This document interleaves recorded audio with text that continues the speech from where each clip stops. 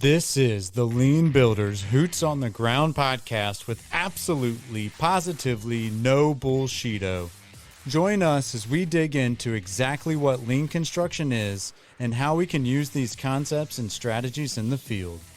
This podcast will be different as we journey to job sites and mine the minds of lean builders, all in effort to pass forward building knowledge from those who have put their time in to learn a better way.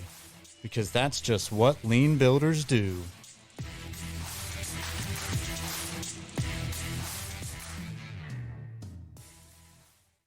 What's up, y'all? Adam Hoots here, the lean builder, Hoots on the ground with no bullshito, coming to you from an undisclosed location. I am on a rest and recuperation week. Restoration is so important for our soul. I put a lot of myself out there last week, and I'm trying to really take care of myself this week. I'm trying to get some restoration to my soul, just to keep going. I'll tell you one really cool thing happened to me just a little bit ago. Got a message on LinkedIn. It says, just started listening to the podcast. Great content that you're putting out there as a resource for younger superintendents like myself. I'm excited to get caught up. So that, man, I'll tell you what, that right there is what it's about. Boots on the ground. If this is helping, fantastic. Let us know. If there's things out there that we need to talk about, please let us know that as well. Sometimes I don't always pause and reflect. And so this week I want to do something a little bit different and offer us that chance to pause, think, reflect on this first quarter and what's really gotten us here. I've had an opportunity to work with some amazing teams during this first quarter, learning with them on how to implement last planner system, takt planning for these mega mission critical projects. It's been wildly successful, and I'm looking forward to a successful second quarter as we really start to ramp up things with content, with getting ourselves out there, exploring other ventures, things that we can do to really drive the lean builder mindset to as many people in job sites as we can. I'm excited this week to do something a little bit different. You know, I had a huge week last week. Started the week with introducing a team to takt planning and some of the counterintuitive approaches. And we had some amazing conversations. We looked at some of the things they're doing from a takt construction standpoint already. Their visual management was outstanding. They came up with some really cool ideas. I'm super excited to see some of those flourish as they move forward as a team. And then on Friday, I got to hang out with Joe and Keon and Miss Kirby Coates in person. The real Kirby Coates, not the unknown Kirby. You know what I'm talking about. The No BS tribe. I saw a lot of highlighting of Mr. Buddy Brumley during the Lean Builder workshop in Austin. And in fact, there were so many people, I want to say there were 70 to 75 people there. They ended up having to hold it at OES, which is DPR's kind of rental company, their sister company. Huge space, so huge shout out to them. Thank you for the space. Joe and Keon, the workshop was amazing. I really want to dive in deeper during this episode on my reflections from that. I got a whole notebook worth of content. I met some awesome new folks at Bosch Refine My Site. I met some folks at Doxel, AGC. There were so many people there that I was a little bit overwhelmed.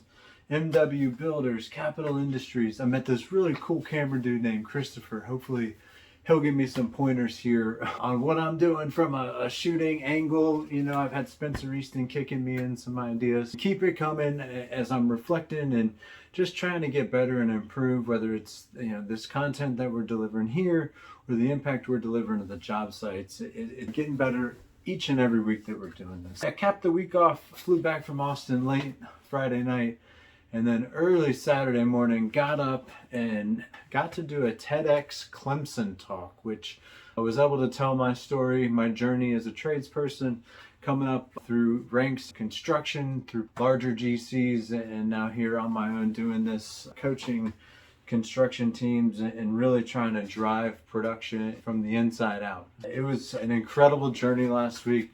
But again, it did take a lot of energy out of me. So in recovery mode, restoration is so important.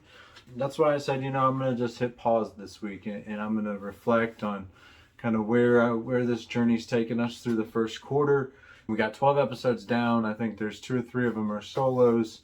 Lots of general contractors on here. That's one thing that Joe pointed out was like, hey, tradespeople, right? That's what we want to get. Super excited to get Henry Nutt on here soon, talk about his book coming out, and dive into lean construction from a tradesperson's perspective. Trade partners are what makes the job site go round. That's what actually provides customer value add to what we do. Excited to dive in there as we explore the second quarter and beyond. Back into the Lean Builder workshop again.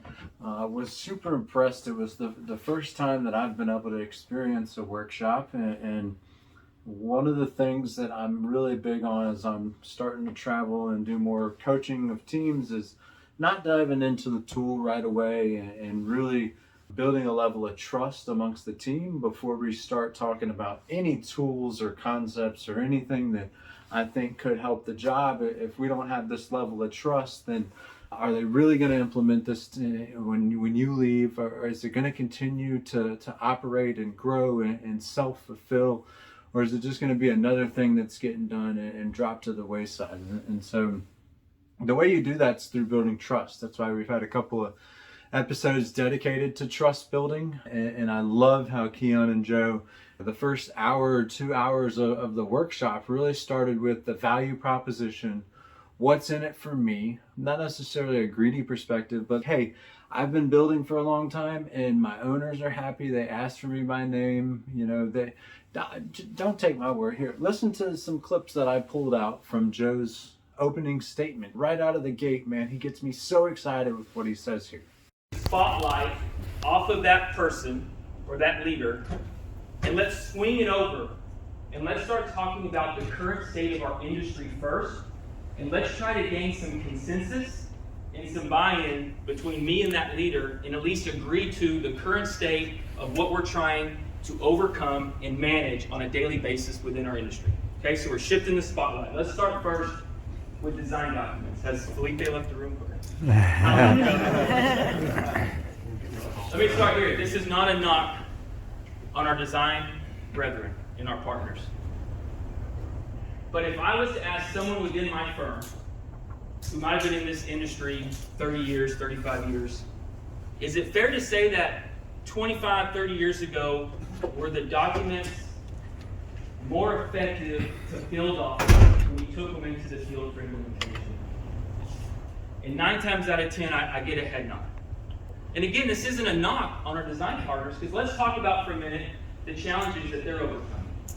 They've been commoditized, just like our trade partners, and now have less money to do the designing, the planning, the coordination that they need to do within the documents. The speed to market of which you have to get through validation, SCDD, implementation is at an alarming rate, and we don't have the time. On top of that, resource allocation in 2008, 2009, the recession, we had a significant outflux of design professionals leave the construction industry and go to other markets. So we got no time, we got no money, we got no people. Now we're living in the greatest dependence upon technology in design, and it's almost transitioned into a copy-paste kind of culture, where we've used that detail, we've used that assembly, we've used that system that worked 2 projects ago. Let's grab it, let's put it in the documents, because I don't have time, money, people to bring everyone together and to vet that out and to talk about that system and really talk about, does that assembly really make sense within that project? At the risk of maybe being wrong or argue, I'm going to ask that, is that a fair assessment of the industry today on the design side as it relates to our brethren in the field trying to put that work in place? I live it every day, it is. Yeah. Do you guys feel like that? Yeah. Is that a fair assessment? Yeah. Head nodding? Yeah? You guys feel that way over here? 100%. Okay. Let's talk about skilled labor for a second next.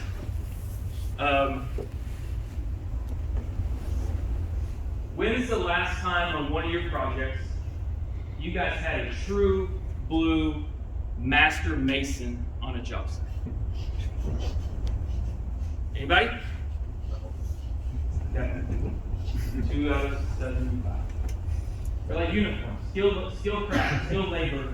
It's like uniforms. I'm not going to go into the entire reasons for all this. There's a ton of reasons. You know, the one that makes the most sense and I'm probably the most passionate about is just this journey we've been on the last 20 years of no kid left behind, right? To be successful, we've defined it in high school, K through 12, that to be successful, you got to go to college. That's the natural path. You got to go get a white collar. You got to go out and get a job. You got to go spend X amount of $10,000 to go get an education. And we've robbed them the opportunity to understand that you can have a great quality of life, make a great living, have a successful career in the trades. Adam, am I right? 100%. And because of that, we're dealing with a significant shortage of skilled labor. And like, newsflash, guys, like there's not a dam that's about to let the gates up and we're going to have a tremendous influx of skilled labor resources coming into the market. If anything, the issues that we're seeing right now are just going to get exacerbated. They're going to continue to get worse and worse and worse. And one of the reasons we got to figure out how can we be more efficient in our communication, our collaboration, our planning to leverage the resources we do have on our job to create flow and get work done. Fair? Do y'all agree that we have a significant issue with skilled labor? I think that's probably a dumb question. I think we all agree with that. All right, Keon. You get me all worked up. Yeah. Get excited. So, As Joe says in that video, you know, we've got to take the spotlight off of that person, off of that leader who's been successful, and we got to turn it on the industry and the current conditions of the design documents and the skilled labor and what that person's having to work with now and how much harder that person's having to work as they're going about, you know, trying to bring projects together with poor design documents all the way through skilled labor, etc. And so really, man, gets me super passionate when I hear Joe talk about the value proposition for why lean, why we need to try different things and see what we can do to really bring teams together. So from the opening statement, Joe and Keon just play so well on each other. You know, Joe's this super passionate, I'm gonna get loud and use my voice for emphasis, like total field operations superintendent. And then you got Keon, who's just, you know, kind of even keel, cool, relaxed, like gets it, man, and really knows how to uniquely tell a story that drives home the point. And I've got several stories. Again, I don't want to ruin the workshop because it was the single most valuable workshop that I've been a part of that really helps to understand how to apply these lean concepts in the field, right? What things are we able to do the day after? Like as we're leaving, we're setting up meetings for the next day on how we can be more successful in the field. From that value proposition, as Joe just so captured the audience, we dove into daily huddles and how important daily huddles are. Stress relief on the job when you have everybody coming to you instead of you having to be that conduit out to every single person and trade. And by the time you get done talking to all your trades, now you got to go start back over. Now people are just coming to you, flocking to you. And what you end up seeing is this kind of cross-pollination of now George, the plumbing supervisor, is able to talk to Elizabeth, the framing supervisor, and now they're able to coordinate independently of you, the superintendent, which now frees you up to be looking at quality and safety and planning the next move and making sure that continuous flow and learning are happening on the job sites so that we can get better as an industry. And from there, so once you start to master those daily huddles, then, you know, the lean builder process, like, hey, let's put some visuals up, right? Like, here is the world, right? And we're right here in the world, and we're able to really pinpoint exactly where we're talking about. What exactly are the roadblocks? Where are they? When will they be clear? These are things that really drive flow on jobs. And when we're able to communicate those, and not just from a verbal standpoint, but from a picture standpoint, they say pictures are 1,000 words, and it's everything to be able to understand and be on the same page when you're talking about constraints or roadblocks or things like that, which was the next topic, diving into managing constraints and what that looks like. Roadblocks is the word I prefer. Again, when I hear roadblocks and constraints, I say roadblocks when things can be removed, right? So RFIs, submittals, things like that are just in our way temporarily, and we've got to maybe engage someone or something to move them out of the way. When I think constraints, I think like project budgets or project timelines, right? Or user requirements. Like these are mountains, as Jason Schroeder puts it, that we have to guide our trains around, that we can't move them, we can't get them out of our way. And so as we're managing roadblocks on job sites and we're making those visuals and we're using the daily huddle to talk about those daily and progress and getting things done, we're really able to make some hay on the job sites and make more reliable commitments. Keon and Joe also dive into what the 8 wastes are. I love the story of the 8 wastes, and I think it's worth a podcast in itself, but just for everybody's knowledge, the 8 wastes, they call them the mudas, right? So these are the actual wastes in physical forms of the mama muda being overproduction. Once we overproduce things, then we have too much inventory being papa muda, so mama and papa muda. Through those two, all the other wastes are born, the other wastes being defects, right? So once we have an inventory, inevitably we're going to get defects. Once we have defects, we have to transport those defects into an over-processing mode where we're processing them again, right? So there's 2 more. And again, this is unnecessary movement as our customers are waiting, and our people, because they're redoing things that should have already been done, are not utilizing their talent to prep for the next one, plan for the next one, and so that cycle repeats itself, right? Those 8 wastes are overproduction, inventory, defects, movement, transportation, extra processing, and non-utilized talent, right? I think downtime is an acronym if you're just trying to memorize them, which I don't recommend, but downtime does stand for defects, overproduction, waiting, non-utilized talent, transportation, inventory, movement, and extra processing. Again, some of those sound similar, but they are different. Look them up, or we'll do another podcast on this later on. But you know, the 8 wastes are everywhere, and when you can start seeing them, they really start glaring out to you. And then, so after we got that fundamental knowledge, we built some trust that, okay, these guys, you know, they're builders, right? No bullshitos coming out of this meeting. Then we transitioned into the last planner system, and Joe and Keon took us from the master schedule down through the phasing schedule, which is the pool plan, right? That's what most commonly is known, down into the make work ready plan, which is that 3 to 6 weeks, filtering into the weekly work plan, driving down into that daily huddle, which then, after we talked about how we're filtering activities down through there, we also talked about PPC and how we're able to filter those results back into the top when we're planning other master schedules. Joe and Keon, again, fantastic workshop.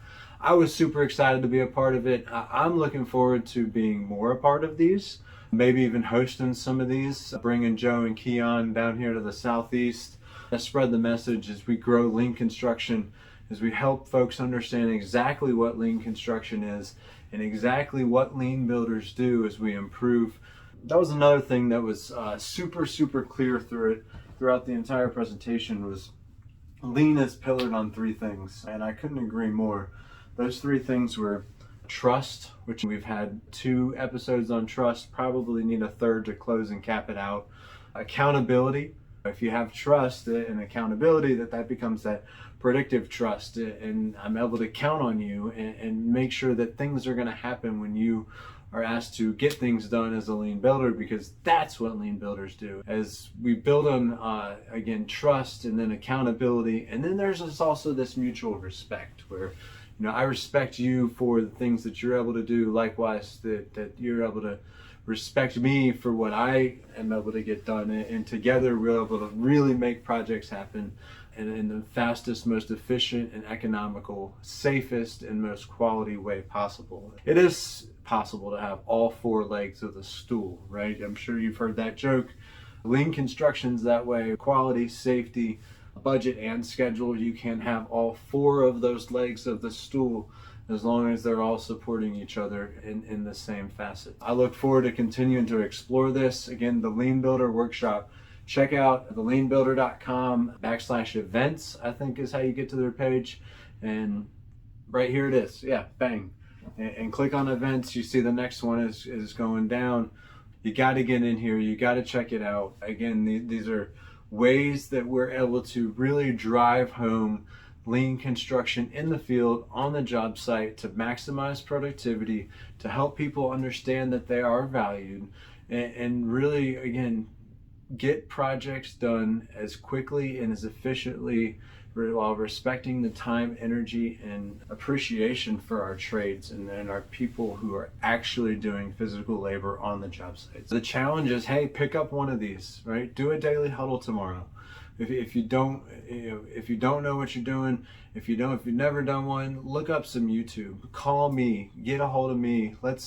We're gonna dive in. We're gonna dissect it. We're going to talk about what is a daily huddle. How do we continue to build trust? How do we measure trust? How do we maintain trust? These things are easy switches, and it takes no more than a 20 to 30 minute investment of your time, maybe 10 minutes preparing and 20 minutes delivering.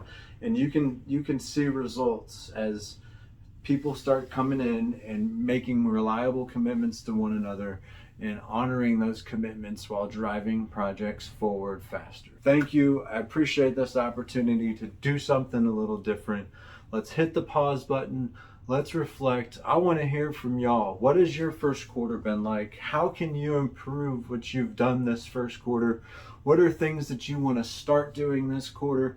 What are things that you want to continue doing this quarter? Or what are some things that you want to stop doing this quarter? Because running a pause and reflect drill to where we start, stop, and continue things, that's what lean builders do. That's how we get better as a people, as humanity, as lean builders on this earth. That's how we're going to continue to do it and bring everybody up with us. I'll tell you what, huge shout out again to Buddy Brumley, who was the star of the show on the Lean Builder. I want to say I counted 6 or 7 different times I saw photos like this of Buddy up there running a daily huddle or showing some visual communication or tallying up the PPCs. Buddy, I know you're a Lean Builder. This is a challenge to you, Buddy. When are you going to come on the Lean Builder, Hoots on the Ground, and share your wisdom? All of the, what was it? My oh crap pocket cards, or my oh crap cards. I want to tell that story to the world, buddy. Man, you're a legend from my perspective, and I want to get other people recognizing exactly who Buddy Brumley is, because as far as I'm concerned, that's what a lean builder is. That everything that you do, buddy, you're an amazing leader, and I want to get you on here. Let's get it scheduled. I will reach out specifically to you as soon as I stop recording. I won't even have it edited this first. Buddy, I want you on here. I want to share your wisdom. Again, think the world of you. You were the highlight of the Lean Builder.